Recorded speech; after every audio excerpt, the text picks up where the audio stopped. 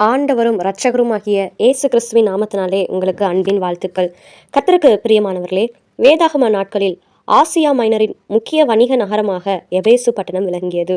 Greece, Italy மற்றும் ரோமானியா மேற்கு நாடுகளுக்கு பொருட்களை ஏற்றுமதி செய்யும் துறைமுகம் இங்கு இருந்தது. இந்த எபேசு பட்டணத்தில் கிழக்கிலிருந்து பொருட்கள் கொண்டு வரப்பட்டு அங்கிருந்து கடல் வழியாக ரோம் மற்றும் ஐரோப்பாவின் பிற தலைநகரங்களுக்கு கொண்டு செல்லப்படும். இது பரபரப்பான வர்த்தக நகரமாகவும் வணிகர்களால் எப்பொழுதும் நிறைந்திருக்கிற ஒரு பட்டணமாகவும் காணப்பட்டது. இந்த வணிகர்கள் தங்கள் பொருட்களை வாங்கி எபேசுவிலிருந்து மேற்கத்திய உலகிற்கு அனுப்பும்படி அவற்றை ஏற்றுமதிக்காக பேக் செய்வார்கள். பின்னர் அவர்கள் அனுப்பப்பட வேண்டிய வணிக பொருட்களின் மீது உரிமையின் முத்திரையை வைப்பார்கள். முத்திரை உரிமையின் அடையாளமாய் இருந்தது மற்றும் இந்த பொருட்கள் முத்திரை ஒட்டப்பட்ட உரிமையாளருக்கு சொந்தமானது.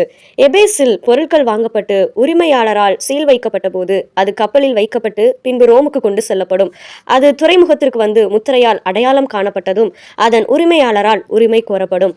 வேதத்தில் எபேசியர் 1 அதிகாரம் 13 வசனத்தில், நீங்களும் உங்கள் இரட்சிப்பின் சுவிசேஷமாகிய சத்திய வசனத்தை கேட்டு விசுவாசிகளான போது வாக்குத்தத்தம் பண்ணப்பட்ட பரிசுத்த ஆவியால் அவருக்குள் முத்திரை போடப்பட்டீர்கள்.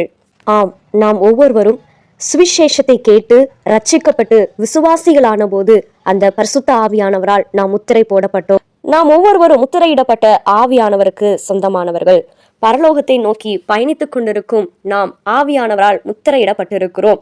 மீட்கப்படும் நாள் வரும்போது இயேசு கிறிஸ்து உரிமையாளராக அந்த முத்திரையை பார்த்து அவர் நம் ஒவ்வொருவரையும் தம்மிடமாக சேர்த்துக் கொள்வார்.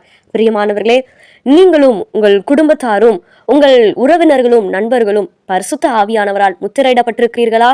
கர்த்தர் தாமே உங்களை ஆசீர்வதிப்பாராக.